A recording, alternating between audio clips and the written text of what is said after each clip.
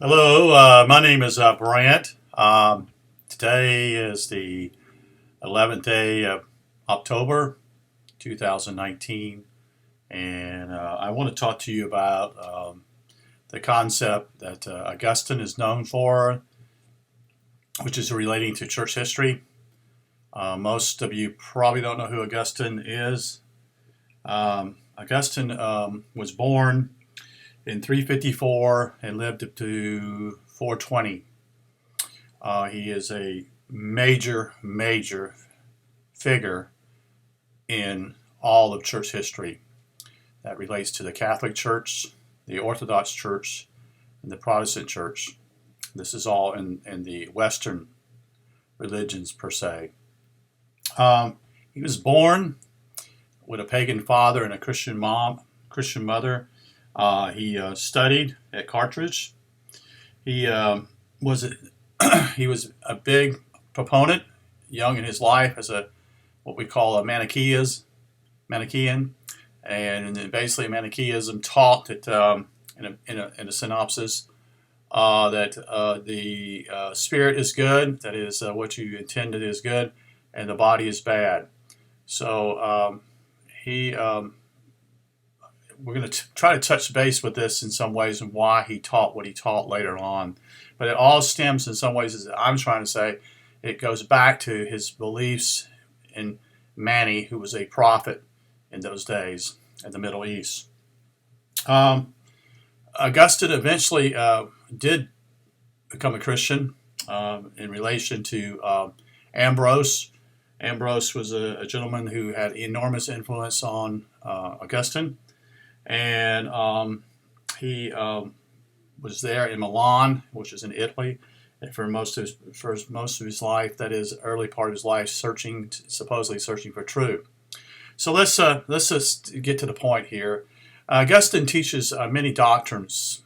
Did teach him, and he's the one who really had an enormous effect upon the Catholic Church, and in fact, he had an effect upon not only the Catholic Church but two major figures that in the Protestant group would be Martin Luther and John Calvin.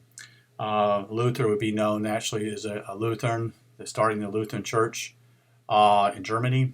It spread throughout Western Europe. John Calvin, who was studying at Paris, had enormous effect upon eventually what we call the Reformed Church, and eventually what we call Presbyterians, which are Reformed also.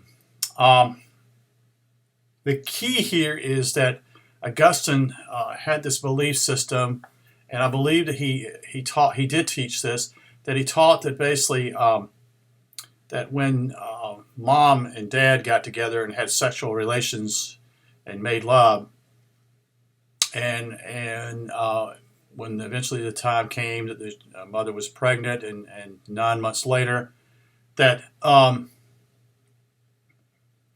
he saw that child as being sinful. He saw that child as being already a sinner coming into the world. So his perspective was that he had a problem with what I would call sex. He was married. His wife's name was Monica, and he had a little boy, as far as I remember, going back to my church history classes. And she wanted him to do, be a Christian. She put some pressure on him, but not that much. And but in reality, going back to the point here, he had a struggle with that because he was also seeing a mistress. So he was married, but yet he had another woman with him also, a mistress. So this all goes into what I call his struggle. Because he said basically the child coming into the world was a sinner, and so this is being taught. This has been taught in Western Christianity everywhere.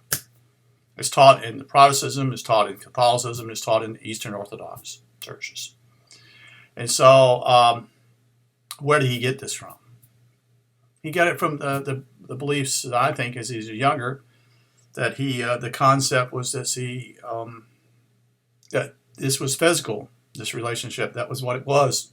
It wasn't about love between man and a woman, but it was basically a physical deal. So to him, it didn't relate to what we call love and having a child. So with this, he created other doctrines. He created doctrines such as infant baptism. In other words, he stated that the child came into the world being a sinner, and that child was, in his perspective, was going to hell.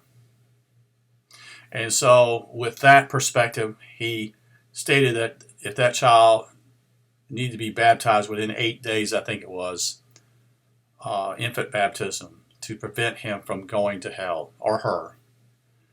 So you see how this is being done. And the church is always about this. They do some things I got from a friend of mine, but it's a lot to do with blame, shame, and guilt. And I don't agree with this. I believed it for over 40 some years of my life that basically I was a sinner. But I've come to the concept that basically, no, that's not true. I do believe it simply is that what happens is that children are traumatized early in their lives, either by circumcision on boys and also with girls also. This is practice here in the United States. Not as much as it used to be, but it is still practice. And so it has a trauma upon a child because it brings in fear. That's what it does. It creates fear. And so there were people who I was relating to that basically, they saw basically as Christians the concept of basically sex was dirty. Yeah, that's what they believed in. Sex was dirty. So this is what's happened, is simply what was something normal, reflecting upon man and wife in a relationship together out of love, having a child, and yet this was considered in his way, the child was a sinner. So so there are other things that take place. Augustine is one who was a very powerful person. He eventually settled in Hippo. He was a preacher there. He's called Augustine of Hippo in northern Africa. Most people are not aware of early church history. Now, this is basically in the 400s, that the strength of the church, Catholic Church, was actually in northern Africa. That was where most of the people believed that. I'm not saying it wasn't in Rome or Italy or such and such in other parts of the Middle East, but his powerhouse was in northern Africa. And so he dealt with some groups there. He dealt with a group called the Donatists, who had a belief system that once they were persecuted, many pastors ran from the congregation, the church itself, and took off to save their own behind, and basically came back later on and said they wanted that position back. And the parishioners who'd gone through tremendous persecution said, no, we're not going to put up with this. No, this is not right. And so eventually what happens is, and I don't have a long time to explain this, but the point is that Augustine talks and eventually says, no more. You're not of the true church. We're going to do away with you. And so he calls for the Roman army to eliminate these people. The Christians don't talk about this. They never talk about this stuff. They never do. They put this underneath and say, no, he did some things wrong. But that was the times he was in, such and such. Baloney. He did wrong, period. I think he got it to the point he got this stuff in his head. And we also have to understand before this is in the 400s, that a lot of these concepts that we take for granted today, as in the Christian church, is that Jesus is a man and he's also God. They created this doctrines way back, probably in the 200s. I'm trying to think of the guy's name. I know there were many people, like maybe Athanasius was involved in this. Probably it was also Polycarp. But these men developed these doctrines and then proposed these things. So they wasn't even actually taught in Christianity at that early time, early church history. And when Augustine does this pushes these ideas, he sets the stage for what we call the persecution of those who do not believe in the one universal church, which is what Catholicism, the word means, is universal church. So I want you to, I'm a little tired of people pushing this stuff. I live here in the South, and I just hear this all the time. And I'm not a part of this. I don't want anything to do with this. I truly believe that most of us are struggling because of the trauma that happens to take place in our families that causes us to blame ourselves, to feel ashamed of what we do when we do something wrong, and also simply as we're the guilt, the enormous guilt that's pushed on people also. I'm not, people here are good people. I'm not saying they're not, but that's not the point. The point is their belief system is simply is that they believe that they're sinners. So they create this Savior, Jesus, and Jesus, the word Christ is also instituted and brought in.